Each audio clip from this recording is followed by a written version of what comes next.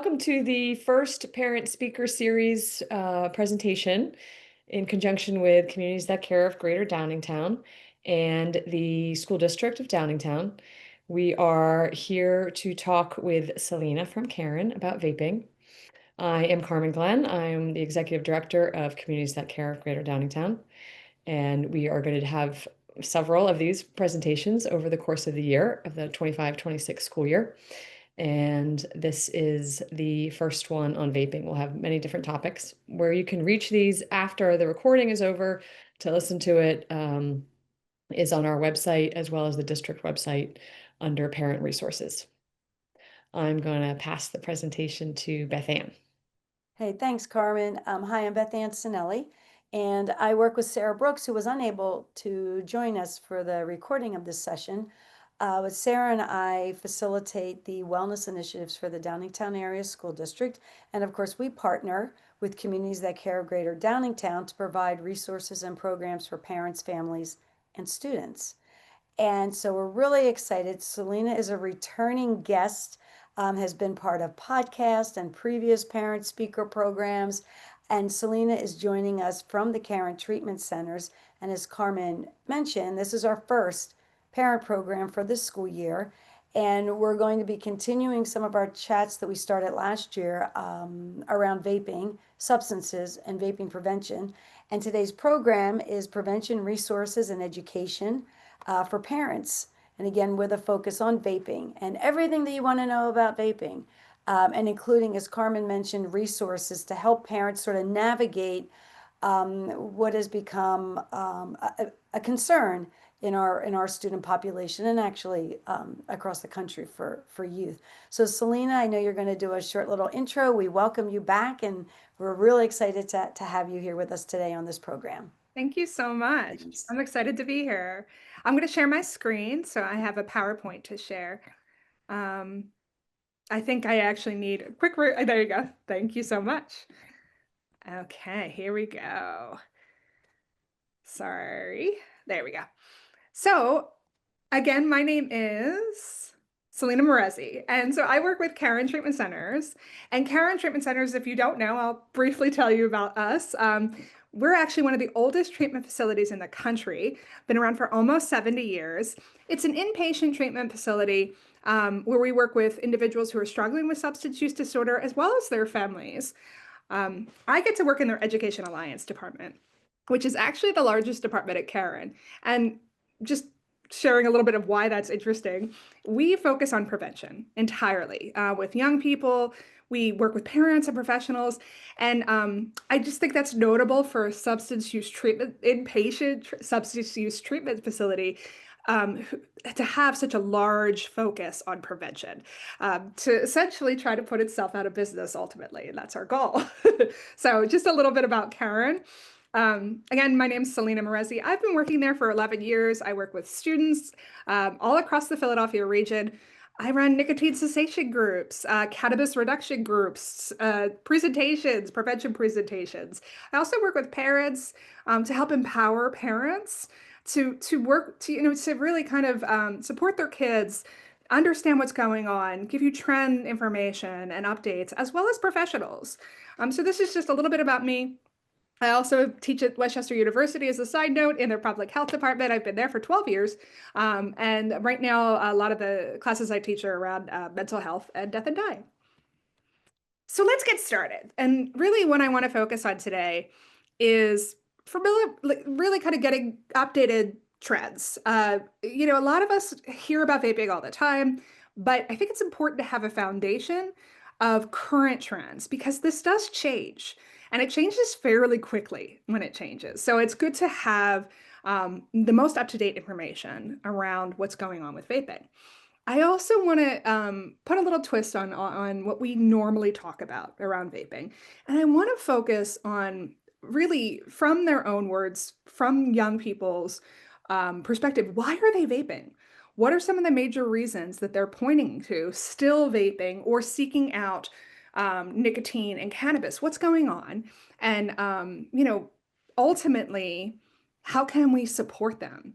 Looking at the reasons why they're doing this, what can we put in place as guardians, as parents, as supporting adults to help them make different choices, healthy choices, and hopefully to provide some resources that can really support you through this.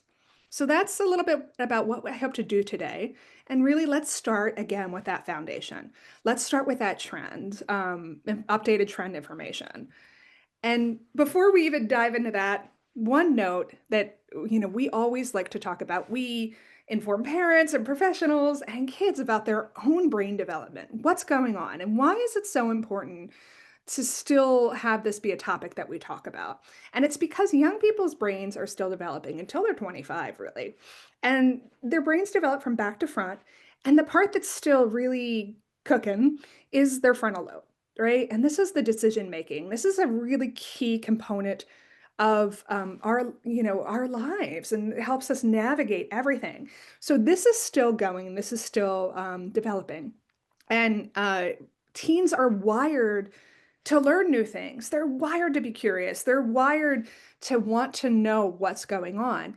And substance use can be a challenge to this. If somebody adds a substance, nicotine, cannabis, into the growing brain, it changes the structure. And it can increase risk factors for mental health issues, depression, anxiety, and even addiction. So again, important foundational piece as we're moving forward with the presentation to understand when we're talking about young people's development. And I wanted to point out too, there's some good news. Before I dive into all the trends and all of the sort of challenging information, I want to point out that really this is based on national data. This is monitoring the future. And last year in 2024, 67% of 12th graders reported that they did not use alcohol, nicotine, and cannabis in the last month. That's a good percentage, right? 80% of 10th graders reported that they did not use these substances in the last month, and 90% of 8th graders reported that they did not use alcohol, nicotine, and cannabis in the last month. So some good news moving forward, but again, it has a lot to do with continuing to talk to our kids, educate our professionals and parents as well about this topic. So let's start with nicotine. Again, good news, we saw a decline, right? What we see as far as nicotine delivery systems, what are kids using? They're still using vapes the most, right? Again, we saw that decline from 7.7% of young people nationally who reported using vapes to 5.9% in 2024. Good news, right? I want to make a note, and I'll talk about it a little bit more in a few slides. Nicotine pouches started to really make an appearance on a lot of these surveys. In 2024, we saw that about 1.8% of young people reported having used nicotine patches. And I'll explain a little bit more about what they are in a moment. But this is something that was really starting to emerge 2023, 2024. I would be curious to see what 2025's data brings. What we're hearing from school professionals, what we're hearing from students themselves and parents, this is on the rise. So even though this presentation is about vaping, I do want to touch upon nicotine pouches in a few moments, as this is something that is trending and something to be very aware of.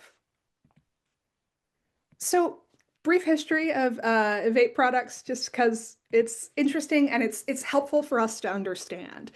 The first generation appeared roughly around 2007. They look like cigarettes. They were aimed at adults. They were aimed at traditional tobacco users to have them switch off of smoking cigarettes to using vape devices. Historically, though, only about 3% of active traditional tobacco users, adults, switched. So very quickly, we saw the second generation emerge. And what the second generation showed us was colorful products, flavors, candy flavors. That's when we really started to see it trending among young people. Third generation down there is the tanks, the mods, the larger devices.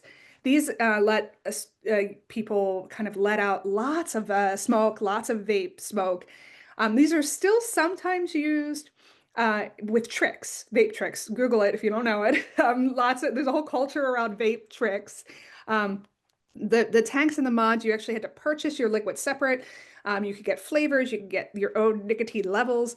That was something that, like I said, was trending probably a few years ago, but quickly it got overtaken by the fourth generation. The fourth generation was the mods. These were the Juul, right? At one point had 95% of the market. These are subtle, these are easy to hide. They look like other things. The Juul looks like a USB, right? There was products that look like whiteout containers and so forth. Clearly meant to be easy to hide, easy to use. They came with preloaded pods that young people could buy and replace. So, little history about all of this. Really quickly, there was a law that was passed that said you couldn't have flavors in these products anymore, candy flavors. They could still have tobacco and menthol. So that put a lot of these sort of out of, it wasn't as interesting to young people, but very quickly there was the emergence of disposable products. There was a loophole in the law that said if you could throw out the product, you could still have candy flavors in it, right? So these are things like the Elf Bar, the Breeze, the Views. Juul still does make an appearance in common when we ask students what they're using, but for the most part, students are using disposable products. And what are disposable products? They have a lifetime of like 25 to 30,000 puffs. That's still a long time. Lasts a few weeks or more for some students. But once they're done, you dispose of them, you throw them out. They cost roughly around $25, $30, but some of them have boost modes as well. So you can make the nicotine even stronger. And that says a lot for something that's already very effective at delivering nicotine. So these are much more effective than a cigarette. These are much more effective than our traditional tobacco delivery methods, right? These can deliver a lot of nicotine on their own. And then the boost mode allows them to deliver even more. Stronger hits, fewer puffs, so it does affect the lifetime of these devices. But these are options that we're seeing. There's even devices that have little gambling games on them. I mean, it's endless, right? And it's really clear that it's all targeted to our young people. So the thing about any vape device is that they all have, excuse me, they all say that they have 5 ingredients, right? Can be very misleading because you think less ingredients, healthier option, right? Um, every vape device requires propylene glycol and vegetable glycerin to work. It's the solvent that brings the nicotine and the flavor into our bodies and the water. So they have 5 ingredients: propylene glycol, vegetable glycerin, nicotine flavor, water. What is not shared with people who use this is when you heat this, you must heat every vape device. You actually create an aerosol, not a vapor, and it's a chemical reaction. So what's produced in that reaction is chemicals that we find in nail polish removers, such as acetone, chemicals that we find in paint thinner, formaldehyde that we use to embalm dead bodies, chemicals that we find in batteries, heavy metals, pesticides, and nicotine. And all of these chemicals are carcinogens. They're cancer-causing chemicals. So I can't say, this hasn't been around long enough for me to definitively say this causes cancer. But we know that over a period of time, if you are exposed to carcinogens, it increases your chances of cancer. So this is something to be very aware of as we're moving forward. In addition to that risk factor, there's also, again, the developing brain. Protecting that developing brain, we know that the younger that someone begins to use any substance, the more likely they are to potentially develop substance use disorder.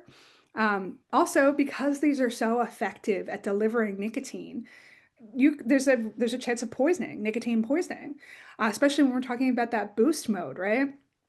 So that could look like things like nausea or dizziness. In really extreme cases, it could look like hospitalization, right? We know that there's a respiratory issue that occurs, sometimes almost like a chronic bronchitis, like a chronic cough, ear, nose, and throat irritation, gum disease, as well as a bridge to potential cigarette use or cannabis use, which we'll talk about in a few moments. Just a quick information cycle of addiction around nicotine and really any substance. Someone uses or vapes or uses nicotine, it actually gets to the brain very quickly, 7 to 10 seconds. The reward center is lit up, dopamine's released, right? sometimes that connection, it feels good. So it triggers someone, it motivates them to repeat it, to do it again. And then if they continue to do it, your body gets used to it, tolerance develops, right? Um, and so you have to increase your dose. You have to use more. And that's where we start to see withdrawal and a physical addiction and craving. And we'll talk more about that, but that is, again, another risk factor, addiction, right? And this can happen very quickly when we're talking about these high levels of nicotine. So again, I wanted to mention the patches too. I'm sorry, the pouches. Even though these are not vape devices, it's really important for us to have these on our radar. They were still fairly low numbers of individuals reporting using these, like I said, in 2024. But we are hearing these are on the rise. There's probably a lot of different reasons why this is happening. Part of it is because it's easy to conceal. They're very small pouches. You can put them in your lip. You're not sending off a vape detector if you're using them. It's barely even obvious that someone has them in their mouth. So they're incredibly easy to hide, and you can walk around with nicotine pouches in really kind of any setting. Um, there are really high levels of nicotine in these little pouches. The flavors exist, so we see cinnamon and mint and citrus and candy flavors. There's no tobacco leaf. You do not have to spit when you use these. They're often promoted as smokeless or tobacco-free, which can be pretty misleading for people. A lot of people assume that these are similar to like the patch, the FDA-approved nicotine cessation products like the patch or the gum. They are not FDA approved. We actually really don't know what the long-term effects are going to be of these products. Again, they are made of nicotine powder. They have flavors, high nicotine content. They dissolve into the mouth and the gum lining. And again, they are not FDA approved. So I just wanted to really emphasize that because there's a lot of misinformation around that.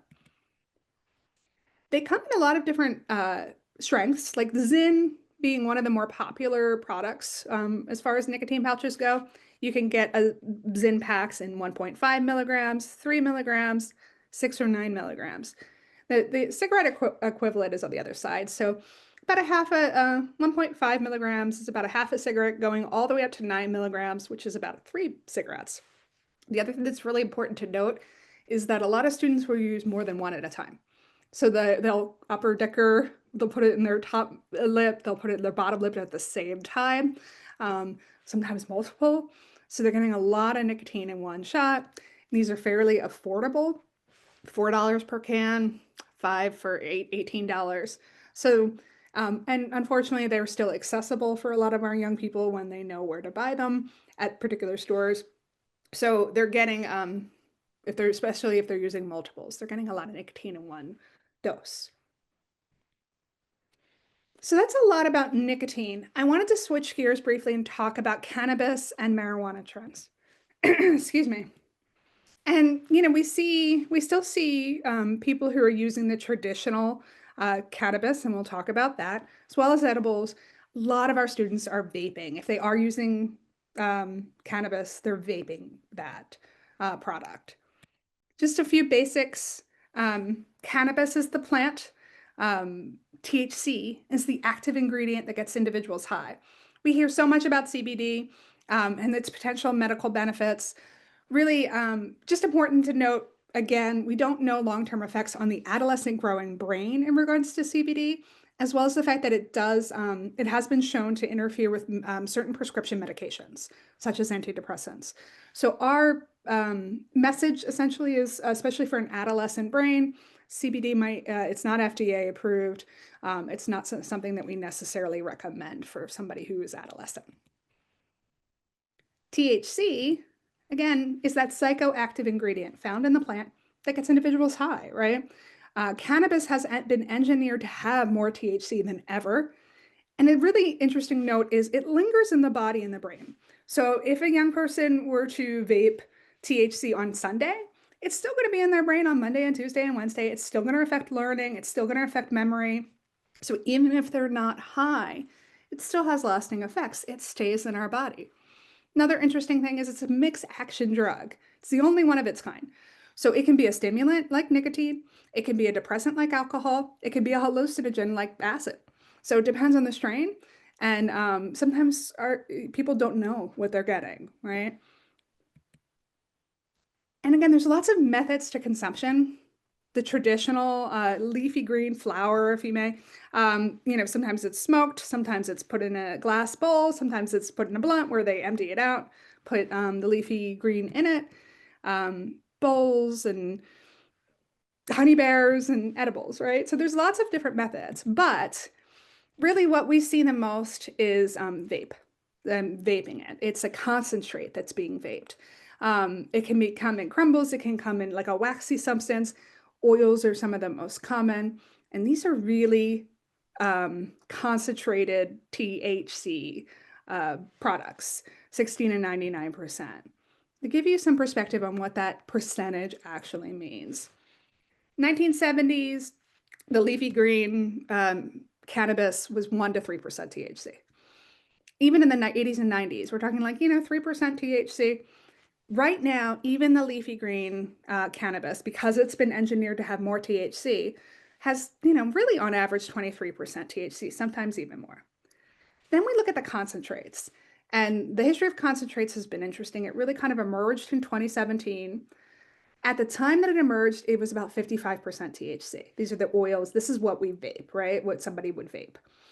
Right now, even between 2017 and now, it's now 95 to 99% THC on average.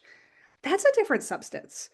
That is not a recognizable substance that is anywhere compared to 1970s or even recent leafy green marijuana. And this is a concern for us too. We do not know what the long-term effects of 99% THC vaping is going to have on a growing adolescent brain. Just to also give a little bit more information, nice visual comparison. Previous THC or previous cannabis is like a 20-ounce cola. Current concentrate is really, in comparison, like 33 16-ounce cappuccinos, right? Just a nice visual to understand the difference and how vast it is compared to what it once was. The high potency increases addiction risk. It increases that physical and mental health concerns that we have. Teens who start using before the age of 18 are 7 times more likely to become addicted to the substance, and risks are significantly higher as the younger they start to use, right? And we know that there's physical and mental withdrawal with this substance. There's restlessness, irritability, anxiety, sleep disturbances, appetite disturbances, as well as depression and weight loss. Just to name a few, these are some of the more common ones. And what we also know is that individuals, young people who use cannabis are 2 to 4 times more likely to develop psychiatric disorders, including depression and suicidality, than individuals who don't use. And there's been a lot of research, especially out of New Zealand, that's connecting schizophrenia, increased risk of schizophrenia, especially among young men who are regular users of cannabis. So again, something to be really aware of. We're seeing that the younger that somebody uses these high THC products, the more at risk they are, especially around mental health. Addiction also is another risk. 1 in 6 teens who use regularly become dependent because of the high rates. Learning is affected. Again, like I mentioned, memory is affected. THC impacts the hippocampus. It's where memory is formed. So it can interfere with problem solving. It can interfere with learning. Driving, of course, is something that we are very concerned about. It impairs reaction time. It impairs coordination. Individuals should never drive while under the influence. The high potencies are producing a lot of acute psychosis. So individuals that are coming into inpatient at Caron often have psychosis, a break with reality because of these high levels of THC. And they're also finding it hard to cope. A lot of people seek this out because they want help coping with anxiety and depression. And ultimately, long term, this makes it more difficult to cope with anxiety and depression. And we also see irritation, same way we did with vaping nicotine, irritation of the throat, the nose, the lungs. Okay, so I gave you all the trends. Let me jump into a few. Like I said, I wanted to kind of focus on some of the reasons why young people are saying, some of the most common reasons why young people are saying, why do they do this? Despite what they know, and we do a lot of education, right? Why are they still doing it? And some of the key factors I wanted to really focus on were curiosity, which is often pointed to, peer pressure, anxiety, and boredom. And these are some of the more common reasons why young people, and even young people when I'm working with them in groups, are often pointing to these factors as why they're choosing to explore vaping, nicotine, and cannabis. So stress is always pretty much at the top of the list for young people. They're looking for ways to relieve stress. They're looking for ways to help with that. Cannabis and nicotine are often something that people that are feeling really overwhelmed reach for. And what we can do as parents, what we can do as helping professionals and guardians is really reminding them that preparing them that stress is a part of life. Stress has actual positive roles in our life sometimes. It can motivate us, right? But trying to direct them to ways to relieve stress in a healthy manner. I mean, that's essentially huge, a huge part of our nicotine cessation groups, our cannabis reduction groups, are really helping individuals identify what helps them or what are the making a list, making a resource guide, the individual guide for them to go to turn to when they're feeling stressed. And remembering that it can be multiple things that we need to try you know, to address a lot of different areas. So like reaching out to an adult, reaching out to a friend, connection has been shown to be a huge stress reliever, right? And then if that's not helping, physical activity, changing your environment, going for a walk, going for a run, really simple things. And we don't have to overcomplicate this, right? We don't have to have a lot of different ways. We can have some really solid go-to ways that we can encourage our young people to deal with stress and really help guide them to find these things. So remembering that, yes, it's okay to be frustrated and they'll get through it. And there's methods and ways that we can put in place that can really help us navigate stressful situations. And we do not have to turn to substances to do this. Another really kind of interesting point, excuse me, again, when I'm working with young people, consistently they say, I use this reduces my stress. But when I point out the cycle of addiction and really kind of understand what's happening to the body and to the brain when someone starts to go through withdrawal, it can become really eye-opening in these groups for young people. Physical dependency on nicotine or cannabis means that when they go through withdrawal, stress levels go up. For example, nicotine starts to leave our system within a half an hour of the last time we used. So hypothetically, and I could go vape right now, come back in, talk to you for half an hour. My stress levels are going to rise. And if I vape, my stress levels will go back down temporarily. And that connection is hard to make for anyone, but for young people, right? They think, hey, I noticed it reduced my stress, but it's actually causing the stress because of the withdrawal. The same with cannabis. Your stress levels go up as you start to go through withdrawal. If someone were to use that substance, their stress level is going to go down because the withdrawal is temporarily stopped, right? So an important and key component for young people who are actively using and kind of caught up in that cycle of addiction, that it's not actually reducing their stress, it's actually increasing their stress. So a couple of key things, and I wanted to switch to boredom because boredom is often pointed to, right? There's a lot of research around why boredom is good when directed appropriately, right? But we're going to talk a little bit about what's going on with young people when they're bored. An individual might say, hey, I'm bored.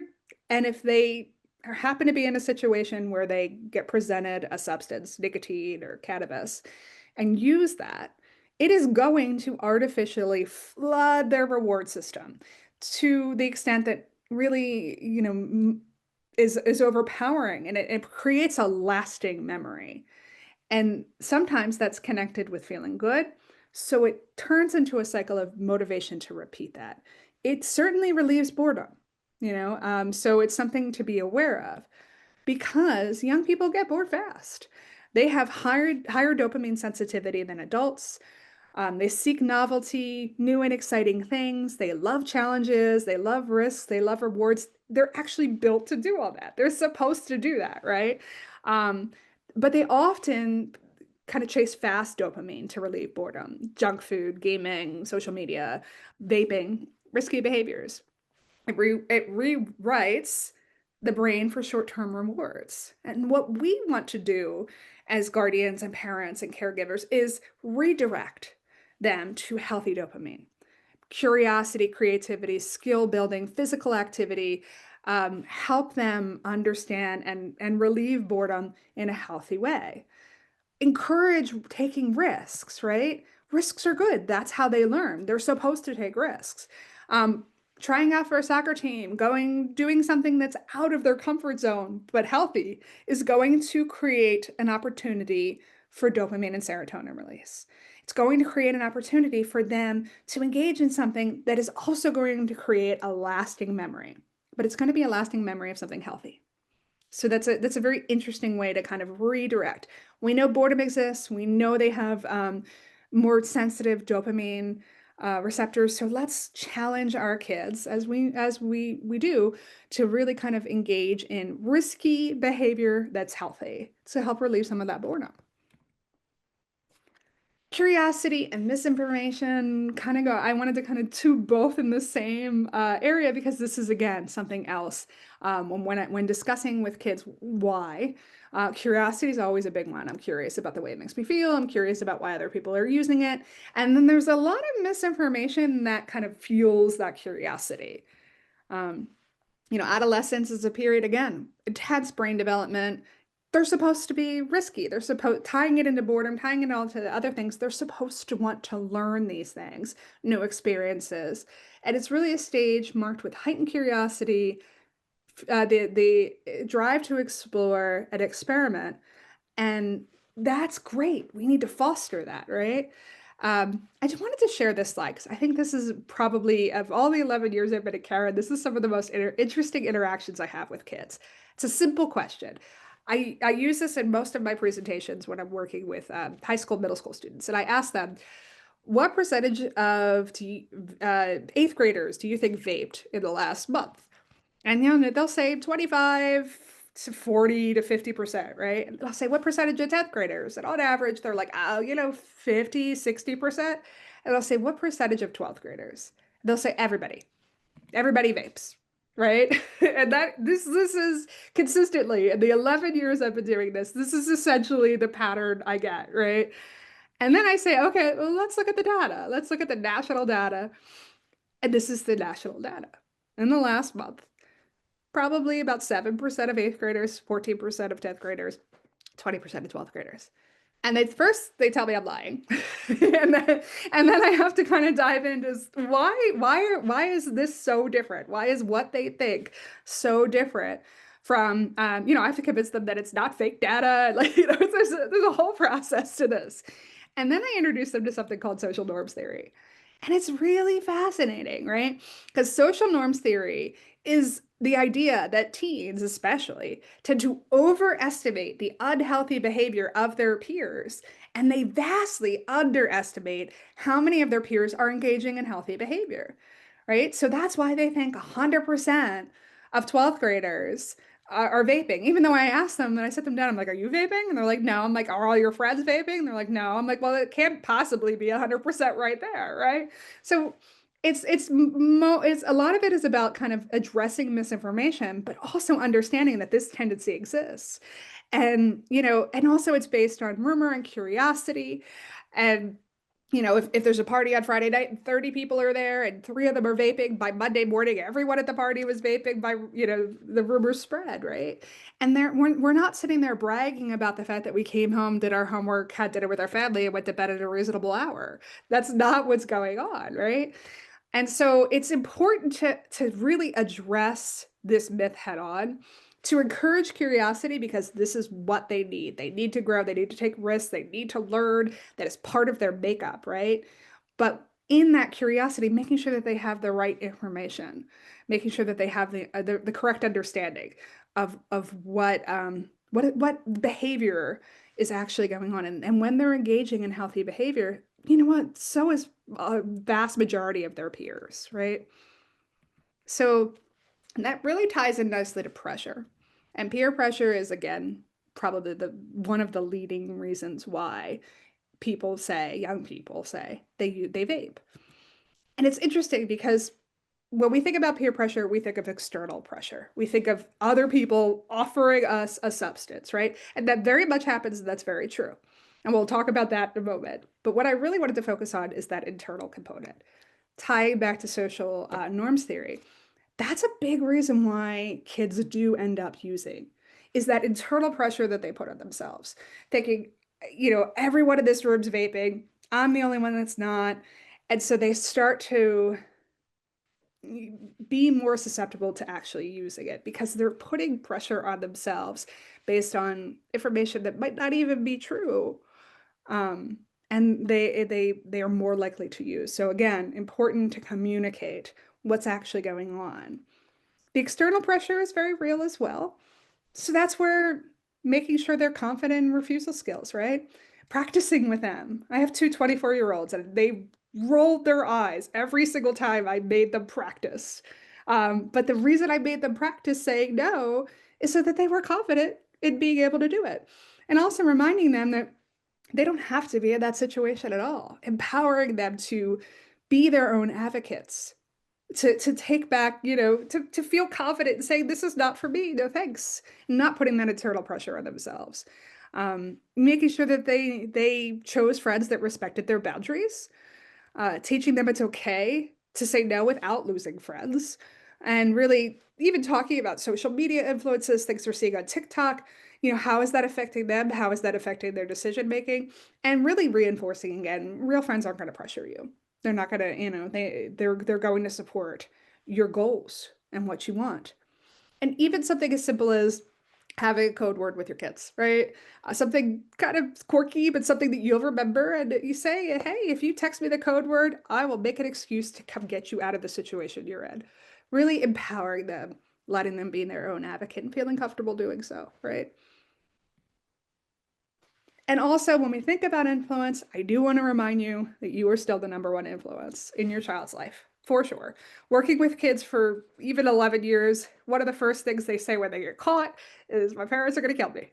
And then when we go on, when we look a little deeper, when we're working in groups, they're upset that they disappointed their family, right? They're upset that their decisions had an impact because they care about what you think.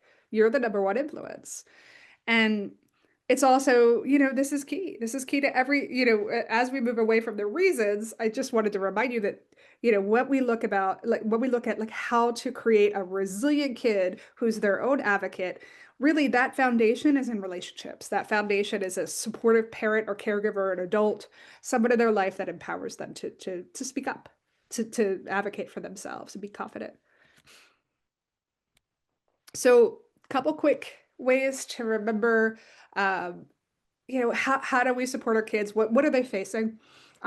We know that delaying use of these substances or not using these substances is a protective factor for their brain, for their life. We know that your disapproval, again, going back to the fact that you are the number one influence in their life, if you are clearly disapproving of this, that matters. If you have a clear message, that matters to them. They're going to, there's no debate. They're going to understand what you think. If their friends don't use, of course, that's a protective factor. If something does happen, some kind of traumatic event or something that, seeking supports, seeking therapy, whatever that may be, is a protective factor. Having healthy role models, pointing them to healthy role models is another protective factor. Strong school connection, making sure that they feel like they have a voice in school, that they're participant in school, they're not just an observer.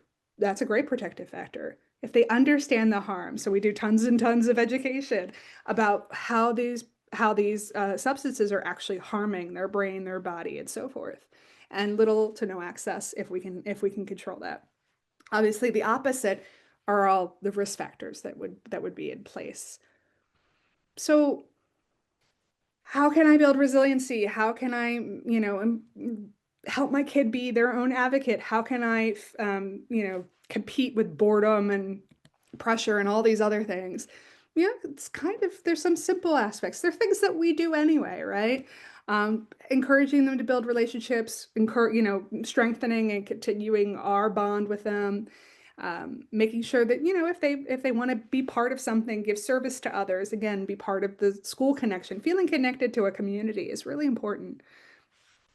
Finding humor, finding fun in life, not, finding some time to unwind, um, making sure that those decisions are based on, again, that internal compass, but also understanding, that pressure that we see from our outside peers. We don't necessarily need to put that on ourselves.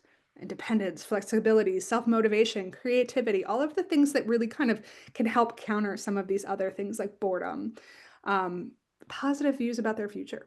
They understand that really there are so many exciting things coming, connection with your goals, connection with the things that are coming up, so that they remember that these behaviors, substance use, could really impact the things that are coming up. So we need to focus on those. Self-worth, um, making sure that we remind them they're good at something, encouraging learning. All of those factors are really key components of resiliency in our kids. Again, your number one influence. I'm repeating myself, but I think it's really important too.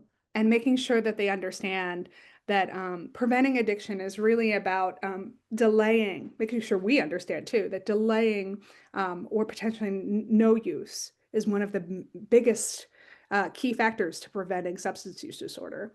And having age-appropriate conversations. And we can start prevention really early. It can start in preschool. It can start by celebrating healthy choices, going back to stress reduction and those coping skills, really kind of putting those foundations in place early, teaching what is safe and unsafe as far as substances, and encouraging how we manage anger, how we manage uncomfortable feelings, and giving them outlets, healthy outlets. Same thing, ages 5 to 8, using those teachable moments, how to make healthy choices, how to have we have clear expectations about them. Again, what's safe medication? What is unsafe? We don't take other people's medications. We only take medications from, trusted adults, that sort of thing. Looking at problem solving. How do we navigate uncomfortable feelings? How do we navigate difficult situations with healthy reactions? Ages 9 through 12, set rules, set consequences, teach refusal skills. Again, lots of eye rolls, but it's going to be really good for them to have that confidence in being able to respond, right? Share facts about substance use and peer pressure and that internal pressure. And then teens continue to communicate no use expectations, have that clear message, listen more than we lecture at this point. What's going on? What are you seeing? Lots of open-ended questions, because if you say, how was your day? They're going to say fine. So let's do lots of open-ended questions, right? And stay connected, show interest, show support. And you're the expert when you're a child, right? You know when there's physical changes, productivity changes, behavior and attitude changes, anything changes as far as, you see anything. If you have a gut feeling that something's going on, trust that. You are the expert, right? If you suspect, take action. Ask them, investigate, enforce negative consequences if there is use, create a contract, seek professional help. There's lots of resources out there. Downingtown School District being one of them. There's a lot of ways that we can support our kids and really kind of prevent further use or prevent possible substance use disorder by being aware, being alert, trusting your gut. So just wanted to mention we have a couple podcasts. I know there's lots of podcasts, so I'm advertising on this, but we have some great podcasts too, if that's something you're interested in. They're available. And I wanted to say thank you for giving me the time to share some of this information. And I really do hope that it was helpful. Okay, I'm going to stop sharing. Thanks so much, Selena. That was really incredible, actually. A lot of information, and I think practical strategies that parents can use, and quite the education if you're not up to speed on what's current and how things have changed since maybe you were a kid. I think there's a lot of information there. So I can't thank you enough for joining us. We will have this up on the Downingtown School District website for you to access it under parents. I believe it's on the left-hand side of the dasd.org website if you go on there. And we look forward to having you all listen to our next one. Hey, thank you. Thanks, Carmen. Thanks, Selena, so much. It was awesome. Very much appreciated. Thank you. Thanks.